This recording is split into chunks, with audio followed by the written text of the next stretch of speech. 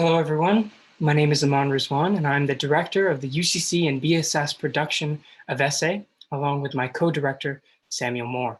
Since we don't have our lovely programs that usually accompany a physical performance, I'll take a few minutes to introduce you to the show, the cast, and get you situated into this unique experience. Essay is a play by Canadian playwright Hannah Moscovitch. We have been working on this play for a long time, and none of us anticipated being where we are today. This is the first ever virtual play done by our schools, and we are very proud of what we have accomplished, and we hope you enjoy it as well. Our cast features three talented individuals. Karul from UCC and Emmy Voges from BSS play Richard Galbraith and Pixie Finley. They're both seasoned actors who have shown their talents at various productions in the past, and they will not disappoint tonight. Chris Snow from UCC plays Jeffrey Park. Essay is Chris's first ever UCC production, but he has done a marvelous job in getting ready for tonight, and you'll get to see that for yourselves. Sam and I have also been a part of various productions, and this is our directorial debut. I've always wanted to direct a show, and I really feel like we have something special here. While we were anticipating being on a physical stage, a virtual play presented a completely unprecedented challenge. But none of this would have been possible without the work of our production manager, Ewan Maynes, our faculty supervisor, Heather Crawford, Jim LaPlante, our technical producer, and of course, all of you, the people in our community tuning in right now to be our virtual audience. This will be the last production that I'm going to be a part of as a high school student, and I can honestly say that Essay is a great way to go out. Before we begin our show, there are a few logistical concerns to keep in mind. Because this show is completely online and none of it is pre-recorded, you might face some connectivity issues. We have done our best and will continue to do our best to eliminate any possible technical issues from our end. On your end, I suggest closing any other applications that might be open so that your device can focus on the live stream. If a connection problem persists, please reload the page. We hope you can bear with us through any technical glitches we might face. This is simply the nature of a performance of this kind. Now, all you have to do is get comfortable. Thank you for spending the next hour with us. And without further ado, here is Essay by Hannah Moscovitch.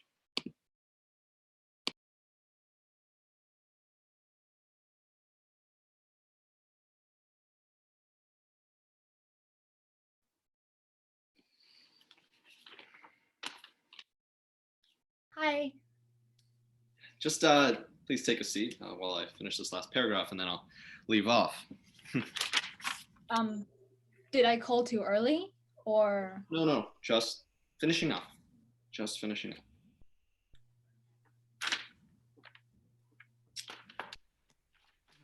Now, essay proposal, is that right? The one due on the 18th? Yes, thank you for letting me call. And no, please, just remind me. I rejected your essay proposal. Is that?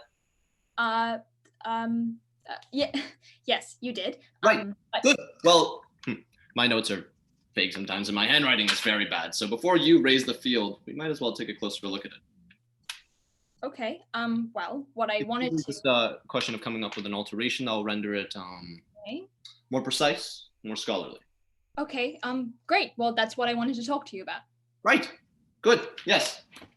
Let's talk. Your objections, because I think I can make an argument for the essay proposal. This one? Yeah. This essay proposal? Yes. Ah, I see you've come to contest. Well, at least I wanted to make your case. Is that it? I just think that that it's possible to argue. I mean, if the problem is just sourcing. Let me just take a look at it, can I? Let's just see what we've got here before we have it out. If you just read the notes you made, then.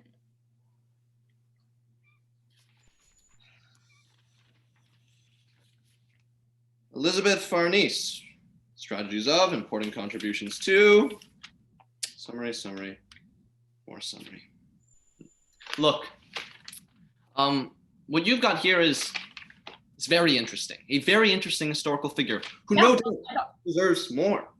An argument could be made that this is an oversight. The historical record has failed to illuminate this neglected but highly engaging corner of European history. Yeah, well, sensitive historians have obscured a very important character, as it were. And so she is worthy, entitled to, a second glance now in our modern era. However, that said, I'm not sure that for the purposes of this first year course, if there would be enough material to support a 10-page essay on the topic. Yeah, but pages. You'll need more than a cursory glance, more than a brief mention in a larger historical. Yeah, I have plenty of material. And also there's one listed on the supplementary readings on page 21. One what, sorry? An article on her? That's very possible. I found ample sources in the stacks. Very possible. And the article was on the list. Right. I see now that we're getting to the bottom. And so I thought that, I thought that because it was on the list that. You thought it was on the list. And it must be. It must be. And I want to stress that your idea is not invalid by any means. All right? Uh-huh. At least not in general terms. Uh-huh. I don't want to be the big bad. Yeah. The big bad. Yeah. Is that Pixie? Is that your name? Yeah, Pixie. Right, Pixie. Look, yeah. I appreciate that you're so passionate about this. I mean, here you are on this chat overflowing with passion. No. What I meant is that you've made the effort to come here and to defend your proposal to me. The topic that you've chosen indicates that you're trying to avoid the banal and revitalize history, as it were. And so, I want to stress, I appreciate your passion. But your topic is, frankly, you see, this is a first-year history course. This is history. Yes, Pixie, it is history. But this is a history course that deals with war and statecraft in the 18th and early 19th century. Yeah. 18th and early 19th century. No, I'm not saying in that more and more recent times, women have been made very valuable contributions to war efforts. But in the 18th century, women didn't yet possess the freedom of movement, the wherewithal to. And so they couldn't yet be classified as military leaders, per se. Just a minute. That is why I can't allow you to write on a figure who, while she may be very compelling from a social history perspective, but she is not an appropriate subject given the requirements of this particular writing assignment. Now, I want to commend you on finding your source material. Good work there. But the thing is, you're simply not on topic. And look, if you want to take this up with a higher source, by all means, take it up with the professor. He is the final word. No, really, it's fine. I'm just a little disappointed. No, I'm confused. Yes, confused, disappointed, and believe me, I get it. History is a bewildering series of men who prance about, waging war and making a nuisance of themselves. So you alighted on Elizabeth Farnese. You'd like to champion her, establish her worth. She is one of the unacknowledged greats of history. And that is a very understandable response given the material. Wait. The time period, sorry. Wait. You think I picked her because she's a girl? You think I picked Elizabeth Farnese because she's a girl? Well, what I was suggesting wasn't quite so simplistic. I didn't.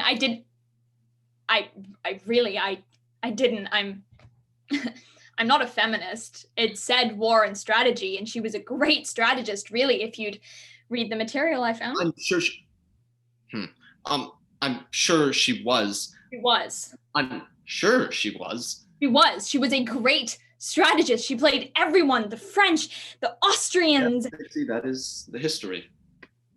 Well, that's why I picked her, because I thought it was on topic. Okay, let's back up here for a moment. I thought it was on topic. Pixie, let's back up here for a moment. If I'm not on topic, Pixie, then... please. I must address a statement you made a moment ago. Did I, or am I mistaken, hear you say that you're not a feminist? No, I'm not. I was just doing the assignment. Yes, but... You said it was a problem of sources. That's what you wrote on my sheet. That's why we set up the call. Yes, but Pixie, feminism is a very... I'm not a feminist. But you don't... No, I'm not a feminist. I wanted to take the history of war. I didn't take some women's studies course. I took this course. But Pixie, women's studies is a very valuable body of knowledge, and you are a feminist. No, I'm not. Yes, you... I'm not a feminist. Perhaps you don't realize that the very fact that you're sitting before me in this chat, in this institution, 100 years ago, 50, that would have not been possible. And you would have not received adequate education to be able to argue to me that Elizabeth Farnese is a military leader. No, this is the point. I didn't pick her because she's a girl. Yes, but... No, I didn't go looking for some girl so that I could like pick her so I could make some big point to you to vindicate women or whatever you're thinking. Why you pick her then? Why pick her?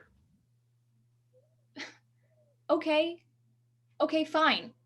I picked a girl. But the point that I was trying to make about not being a feminist was that, like... Are a feminist. No, I'm not. Yes, you are. I'm not. Take you and I, Pixie, you and I. Now, you believe yourself to be equal to me, don't you? I'm your student. Yes, but aside from our status as I'm a bad example. Take the fellow members of your class, the male members of your class. You believe yourself to be equal to them, don't you? Because that is feminism. That is feminism. And so you are, by definition... Fine. I am a feminist. Yes. All right.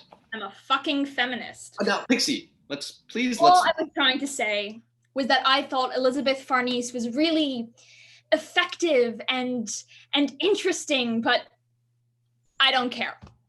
I'll write on Napoleon. Yes, all right. Yeah, I'll write on Napoleon like everyone else. All right, Pixie, let's please slow down. Let's not raise our voices. Sorry? It's all right. Now, Napoleon. Now, he would be a highly appropriate choice given the context of this history. Pixie!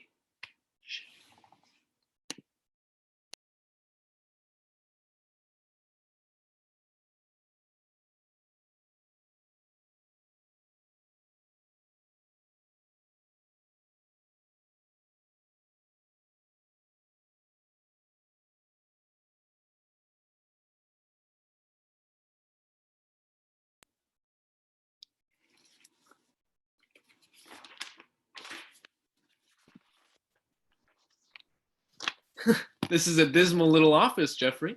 Can you hear me all right? Yeah. Professor Galbraith. I haven't been down there since the 70s. I don't think it's changed. Thank you for stopping by. Who are you sharing it with? Some social science? She's an anthropology PhD. She works a different schedule though, opposite hours. Good. Yes, it worked out well. I barely ever see her. And I always want to thank you for finding me this. So what's the matter, Jeffrey? Your email, your phone call, I'm sorry I've been unresponsive. The conference. Yes, I know. I agreed to moderate a couple of panels, deliver a keynote, and suddenly when the coffee machine breaks down, they all come to me. Yes, I can see how that would. This is the downside of heading the department, Jeffrey. But there are upsides. There are upsides. I'm sure there are. Sure. So, Professor. So what is it, Jeffrey? You need to consult. You need to be supervised, someone to hold your hand. No, it's difficult, this juncture in the dissertation writing process. The tunnel, they call it, which is apt because you're pretty much hunting down your own asshole at this point. Excuse the, because once you're done research and you're writing, well, here it is, looming on the horizon, your own anus. That's what a PhD is, Jeffrey. Heroic apocalyptic confrontation with the self. Professor, that is very funny. Sometimes it does feel as though I'm peering into my own, but no, it's not my dissertation. Oh, dissertation's going well, is it? Yes, it's going, but I've been marking the papers for history on History 103. Wisdom? Yes, yes. And what I wanted to ask you is that... Little comments, good point. This is awkward. Yes. Where's your thesis? Yes, Professor, what I wanted to ask you was... I haven't seen you at the conference, by the way. No, I haven't been attending. But because I've been so intent on getting through these... What turned out to be a very energetic panel on interpretations of Napoleonic law. Well, I'm... Also, a lecture on the problems of coalition warfare. Quite compelling. Chicago University professor, Sheila Newbury, right up your alley research-wise. I hope you weren't grading undergraduate essays rather than attending the conference, Jeffrey. Well... I hope you were at least chasing, or what's the euphemism these days for female companionship? The conference falls a little short there. One look at the participants and don't expect to find love in the history department, Jeffrey. Well, I won't hold my breath. Perhaps the English department. Oh, there's a good hunting ground. The English department. Yes. Professor, what I wanted to ask you. Oh, right. Yes. Ask me the... A student of mine, an essay. Right. Yes, I've been trying to grade this one paper, and it's been very, very difficult. I rejected her essay proposal 2 weeks ago, and we discussed it, and I thought that she'd resolved to write on a far more appropriate topic, and yet she hadn't. She'd written on the original, and yes, and so now I'm not sure whether to fail her or what's the procedure. I agreed to be meeting with her this afternoon, thinking I'd be able to confer with you first. The title should give you a good sense of the type of... Talk up. Yes.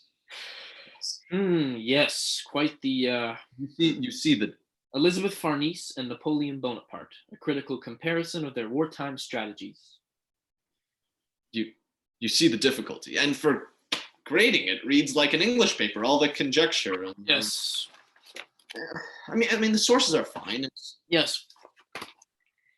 This certainly isn't what I discussed with her. I did not approve a comparison, although I suppose she was trying to appease you and write on her own topic. Servant of two masters. I'm sorry. Did you? Didn't I tell you, Jeffrey? This girl came to see me. What, a week and a half ago? Asked if she could write on Elizabeth Farnese, Philip V's second wife. Yes. How Elizabeth Farnese is a military leader. I am interested to know. Well, that's the thing. She isn't. I'm sorry. She's just not considered to be a military leader. Elizabeth Farnese? Yes, she's just not considered to be a military leader. Of course not. But she seemed, this girl. The girl? Pixie Finley? Yeah. She seemed very, I'm probably looking for attractive, but let's say determined for the sake of decorum. I thought, why not let her have a go? She's likely going to argue something preposterous. Has she? I don't know. I was hoping for something a little risque, at least, euphemistically, as in Elizabeth Farnese's victories were won not on the battlefield, but in the bedroom, or Frederick the Great favored the oblique attack while Elizabeth perfected the horizontal one, something to that effect. But the guidelines for this essay were very specific. I let the leash out a little. Yes, I can see why you might. I hesitated briefly before I rejected her proposal, Professor. It's a sensitive topic, highly charged. But the reason why I did ultimately turn her down was this opening. Professor, the reason why I did ultimately not allow Pixie Finley to write on Elizabeth Farnese is that I felt fairly certain that, given the parameters for the assignment you set, military leader, it would result in her producing a very weak essay. And she has produced a very weak essay, Professor. No, here we have it. While Napoleon engaged in warfare to resolve international strife, very nice, Elizabeth relied on her feminine wiles. Very nice phrasing, wiles. Where do you suppose her wiles were located? Look, Adjacent to her thighs, presumably. Professor, this is a student's essay. I realize that some of it's laughable, but I'm sorry, I'm just a little surprised that you would allow Pixie to write on Elizabeth Farnese. What are you concerned about, Jeffrey? Her grade? Well, yes, her grades, but also... Ask her, write a few comments on it. Good effort. Fails to convince. Well, I suppose I can do that. This paper certainly doesn't deserve a passing grade. I don't feel all that comfortable with arbitrarily assigning it one. B minus. No. The point is that I'm forced to arbitrarily assign her one because she was allowed to write on a, I think, inappropriate B minus. That's at least a firm hold on the material. I don't like being put in this position at all. I feel very Jeffrey. B minus based on what criterion? Well, no doubt she learned something while writing it. She learned something. She learned something. That's your criterion. You don't like my criterion? This is a very unconvincing essay. How bad can it be? It's a terrible essay. It's ridiculous. Jeffrey. A short story would be more convincing. A finger painting. Oh, for Christ's sake, Jeffrey, she wrote a bad essay. The girl is 17, 18. Let her go skip off the neck in the quad. Sorry. Or neck in the what? What do they say? Make out? Professor, this is a student who argued that Elizabeth Farnese is a military leader. And now you're all right. And you're ridiculing her very earnest attempt to include women in the history. Yes, I know, Jeffrey. Because I'm the one who let her. I said yes, right on Elizabeth Farnese. Prove she's on par with Nelson, Napoleon. Set us all straight. Us men. We have to let the girls have their day, Jeffrey.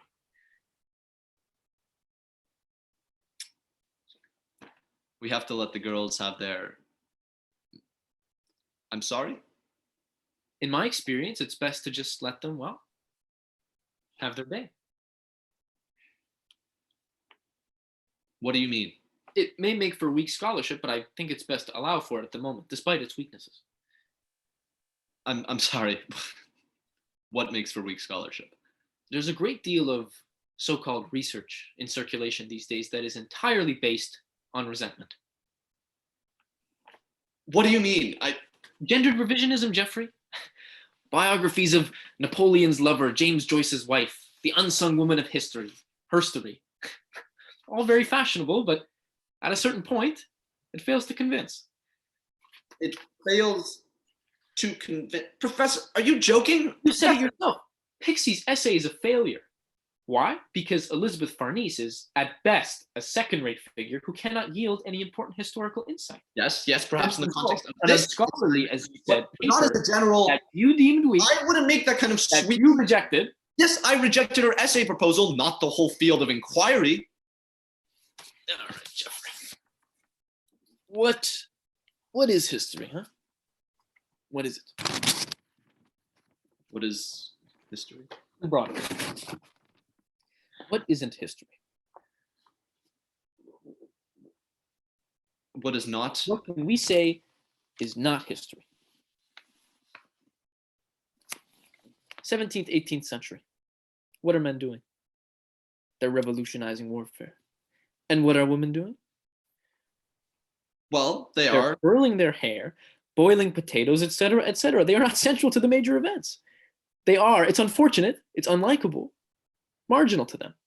And if we want to include women, then we have to reorient history to the mundane. And quite frankly, Professor, then it's no longer history, is it? It's anthropology, sociology, women's studiesology. Look, Professor, that is all very controversial. What? And I disagree. I think we should be privileging a female discourse given how excluded and sidelined. So Elizabeth Farnese is a military leader. Well, no, that's a bad example. Which is it? Well, I don't think it's an either or. So she is. Well, one could argue, as it stands, no. So she isn't. Well, I don't think it's that simple. Jeffrey. But no, because one could radically redefine the term military leader. Yes. And one could write an essay about how Napoleon's horse influenced his decisions. If a horse came to you and asked if it could write that essay, you would probably say, let the horse have its day. Call it horsery. And it may be true to a certain extent that Napoleon's horse did influence his decisions, but who really gives a damn? Professor, are you not actually joking? because I cannot believe I'm hearing this. Jeffrey, relax, all I right? cannot believe you just said horstory. Jeffrey. Horstory, Professor, horstory. That is a very pejorative, derisive, misogynist. Misogynist. Yes, I think. All right, relax. I'm what? Toying with your liberal sensibilities?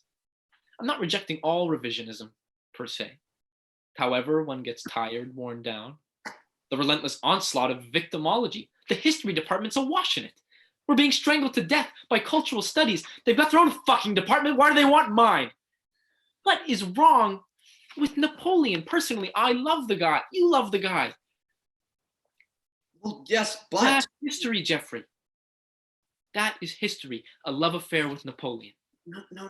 But I don't agree.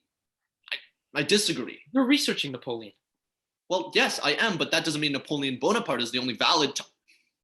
Look, I think the whole fact that we're having this argument only highlights the fact that we've created this false notion of history centered on male events and male figures. In which case, we should be trying to update and trying to redress, to try and right the balance, and to broaden.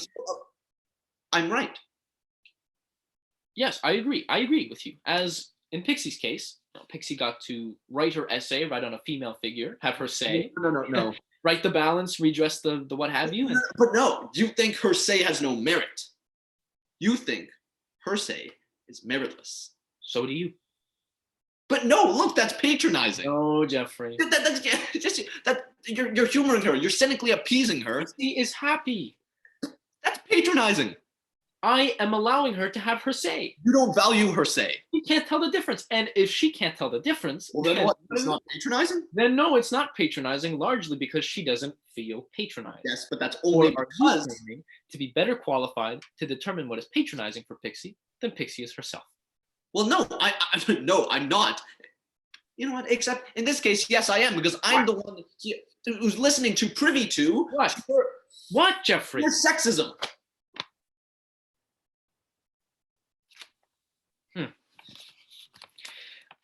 Do you think you might be a little worn down?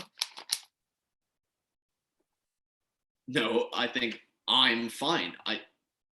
3-4 years into your PhD, middle of your thesis, 3 tutorials, this little office, working until all hours, you haven't been attending the conference, leaving me a series of phone and email messages about one undergraduate paper. If you are suggesting... Because it's inadvisable to throw around words like sexist. All right, Jeffrey? Given the current climate in campus politics. And once you've been in the department a little longer, then you'll start to realize... Then I'll what? Then I'll start referring to my female students as girls and allowing the attractive ones to write personal responses instead of essays? What do you think about Napoleon, Pixie? Oh, I really like him. B minus? No, but over time you will come to realize that students such as Pixie float through here every year on their way to the cultural studies department. Next year, she'll switch to commerce, business admin. Do you know why, Jeffrey? Because she likes their building better. And once you've seen enough Pixies come and go, you'll realize it's best to just let them have their little say. Hi. Sorry to interrupt. Hi, Professor. Hi, Pixie. I just want to let you know I'm here. But if you're in the middle of something, I can. No, Pixie. Please join us. I can leave. No, Pixie. Please join us. Jeffrey and I were just discussing something, but please. Yeah, no, Pixie. Please join us. Am I in trouble? No. I'm sorry. Just sit tight. It's just, with both of you here. Yes. I'm sorry. Professor and I were just finishing up, and Professor, I asked Pixie here to talk about her essay. So right. I should. Right. Well, I'm off. I'll leave you to it. Jeffrey, the conference resumes at 10 tomorrow morning, should you choose to grace us. Pixie, nice to see you again so soon. Yeah. And the assignment we discussed, what was it, week and a half ago? Yeah. How did that go? Did you enjoy writing it? Yeah, I learned a lot. Good. That's very good.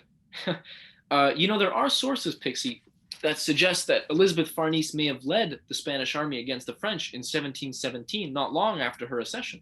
Yeah, I came across that. on horseback at the head of the Spanish army, as the formidable Louis XV crossed the Pyrenees. Yes. Quite the feat. Quite the feat for a young. Yeah, I thought so too. Yeah, a very ambitious young person. Shared a number of qualities with Napoleon Bonaparte. Yeah, it's the comparison is a stretch, of course. Napoleon conquered Europe. Elizabeth got her sons thrones through her diplomacy, but I think it holds. Elizabeth Farnese, it's a shame she wasn't allowed to cultivate her talents more fully, but of course in the 18th century, right? Yeah, it's weird. There's not actually a lot of women in the history we're covering. No, and the funny thing is that all term I've kind of had this feeling of being left out. It's all been very interesting, but I get this feeling that it's not about me or for me, if that makes any sense. And at first I thought maybe it's because I'm in my first year and everything's a little but I do actually think it's the content of the course. And Jeffrey, I've been thinking about what you asked me, why I picked Elizabeth, why I wanted to write on her. And I think that maybe without realizing it, I picked her because I don't know, because I wanted to be in it. Well, that's very nice, Pixie. That's a very nice sentiment. Yeah.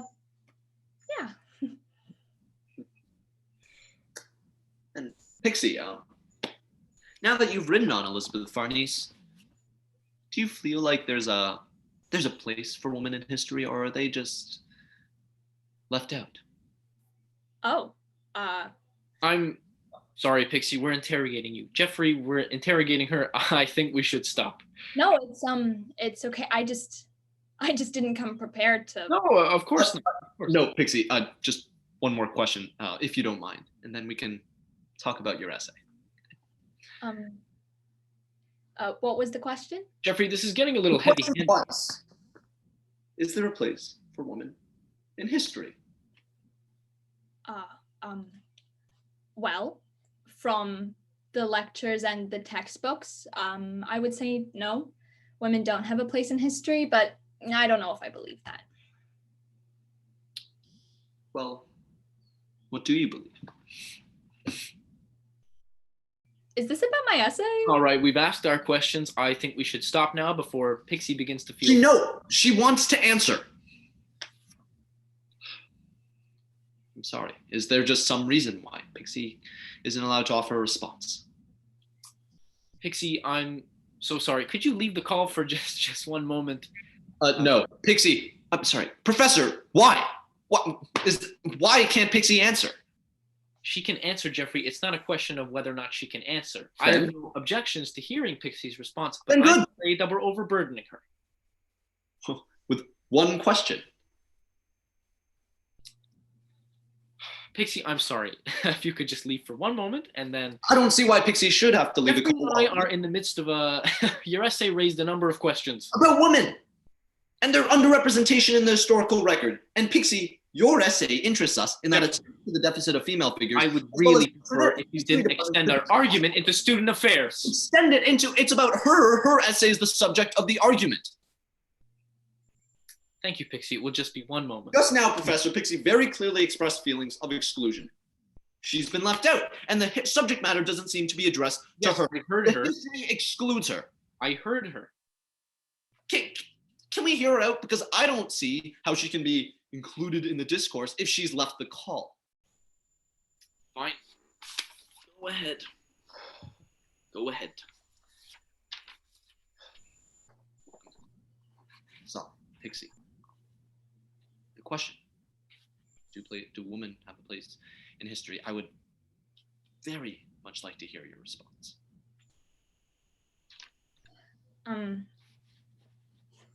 Look, I don't know. Okay?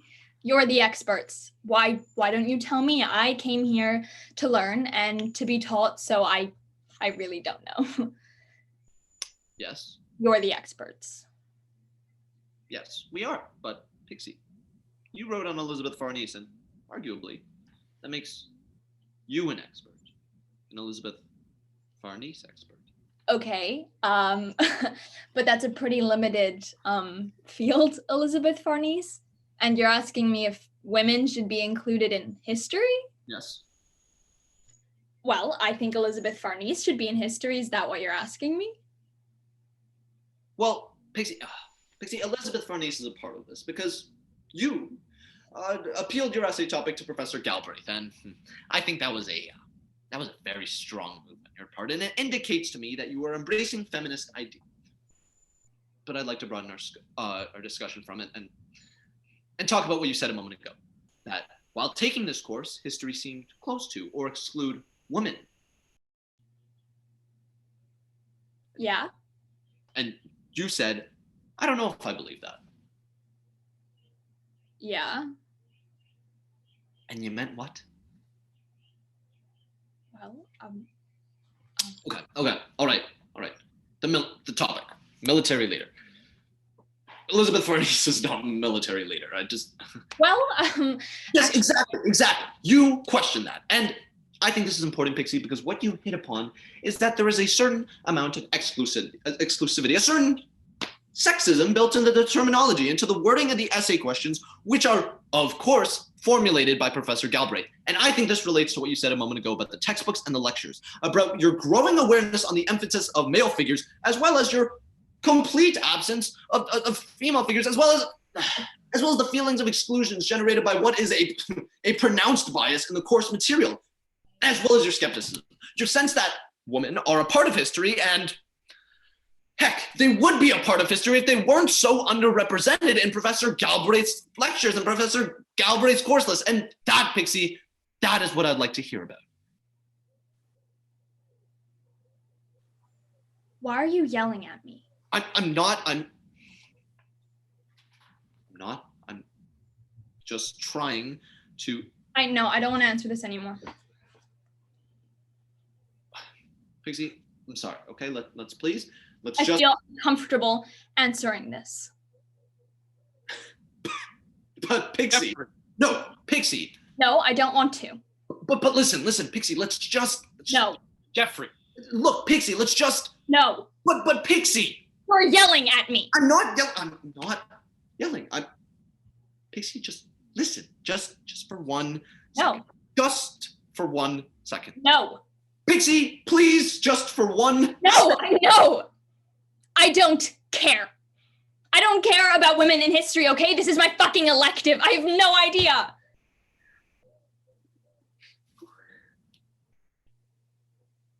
You don't care?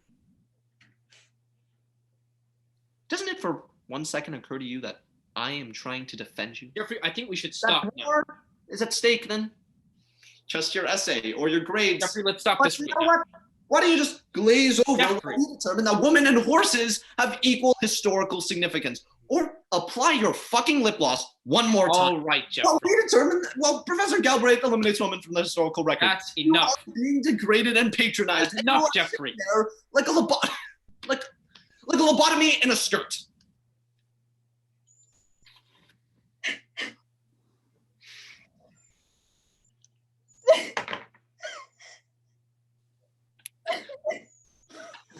Shit. I didn't mean.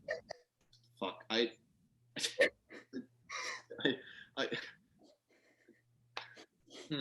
Yes.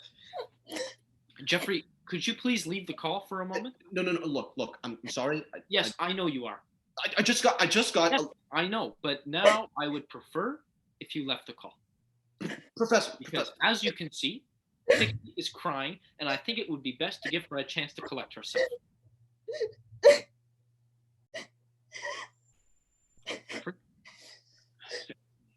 Yes. I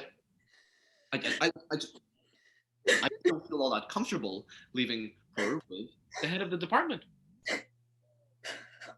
All right, Jeffrey. Pixie, I am so sorry. Please do not hesitate to grab a Kleenex. Or please, I think it would be very strange if you weren't crying. I would cry if the dean yelled at me. You're upset.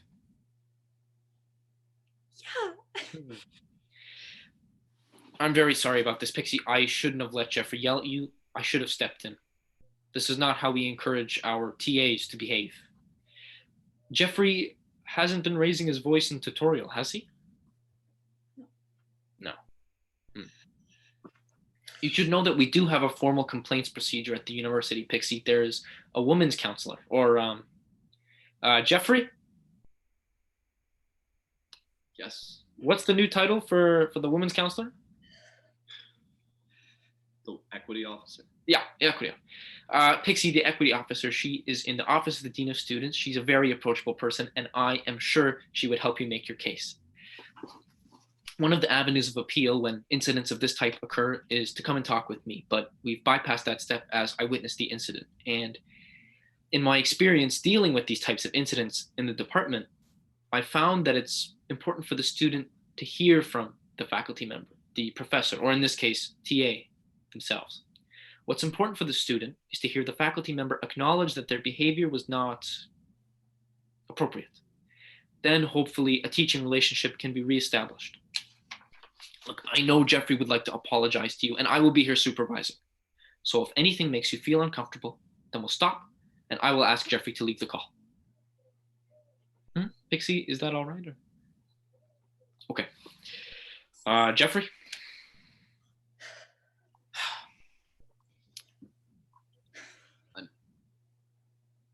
I'm sorry. I shouldn't have used that language to express that. I just that. Yes. Pixie. I shouldn't have used that language. You yelled at me.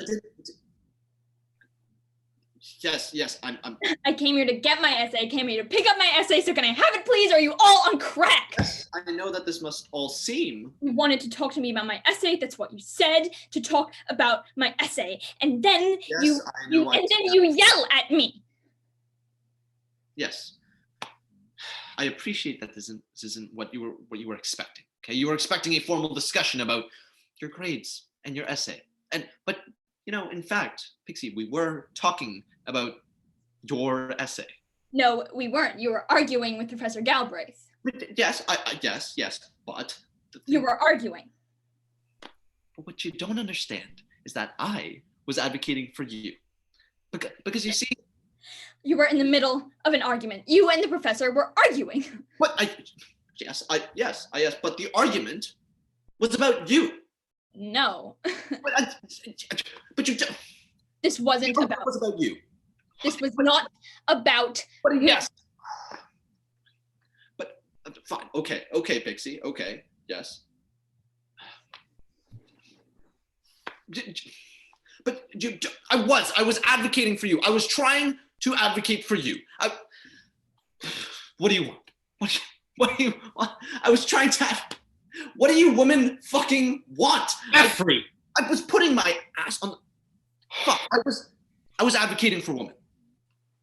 You were arguing with Professor Galbraith. You were just arguing with him about women in history. I was just on the call. Which is so funny because in the textbook, the reason why I wrote the essay is because in the textbook, on page 1, there is a footnote.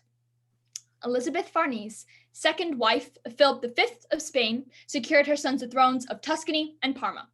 How'd she get her son the thrones? I don't know. It doesn't say. There's just the footnote. So I wrote the essay, and I was sitting here looking at you, and I could tell that you wanted me to say certain things for the sake of your argument, and I'm sitting here thinking, my history TA is yelling at me for no reason, and I'm pissed off because I'm kind of like a footnote here. Professor Galbraith and Jeffrey were arguing about women in history, and by the way, it was because of Pixie Findlay. Pixie Findlay? Who's she? I don't know. Let's check the footnote. And even though you think it's about me and my essay, it's not. It's about you and your argument. I'm just the excuse you two use to argue with each other, so I don't care which one of you wins because it's not about me. So yeah.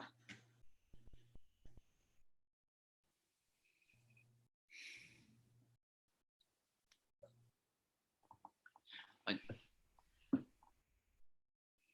see what you're saying, but I didn't mean to. Yes, you're talking about, and you're pointing out that I didn't mean to. You're right. I shouldn't have used that language to express. I mean, well, I never asked you if you wanted me to, and but my intention wasn't to appropriate. It was, yeah. Okay. Pixie, I'm sorry. I'm sorry. That's okay. I'm sorry. You're right. I was. Yes. It's fine. Have we perhaps resolved this, Pixie? Yeah. Good. Then perhaps we can leave this for now. Yeah. We have a lot to offer here in the history department, Pixie. Perhaps not as much as the business school. That's the large architectural tribute to Fort Knox and the Playboy Mansion just up that way, but we do have a lot to offer. And Pixie, please come to me if you feel uncomfortable or if you would like to discuss this any further. Okay. Okay. Thank you. Okay, take care. Off she goes.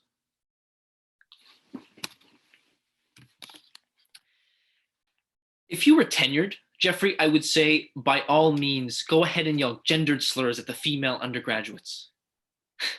But at this juncture in your career, I appreciate that you wanted to argue your point to me, but look, you're a PhD candidate, I'm a professor. Distinguished, books published, summa cum laude, etc., etc. What could Pixie Finley possibly have contributed to our discussion? Connect the dots for me. First, I was trying to defend her. From? Yes, I'm the one who insulted her, who verbally insulted her in a gendered, in a language that I don't know how or where, what made me. For fuck's sake, Jeffrey, her name is Pixie. Her name is Pixie. She is asking to be patronized. If you were to crack her skull open, butterflies would flutter out. Or what did you say, lobotomy in a skirt? Oh, lucky for you. Let's just pray she doesn't pick up some Simone de Beauvoir over the weekend. Let's pray she sticks to Cosmopolitan. or what is it my wife reads? Vanity Fair. And Jeffrey, give her a B-.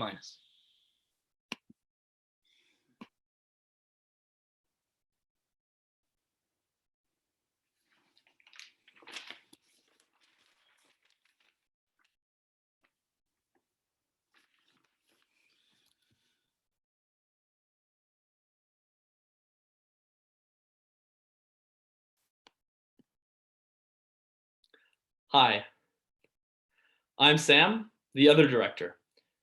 I hope you enjoyed this production. I certainly enjoyed watching it develop. I love theater. I always have, but my experience participating in UCC plays with talented actors, devoted stage crews, and brilliant directors has not only refined this fondness into my greatest passion, but has made me into the person I am today. 2 years ago, I began my theater experience at UCC by playing 12 different minor characters in King Lear. I remember how intimidated I felt at first of the brilliant older actors and directors. I remember staring at the walls of our backstage green room embroidered with the names of past UCC and BSS actors, and I remember my desire to join this long theatrical legacy. Tonight, I've just finished my involvement in my last UCC production, this time as one of the directors.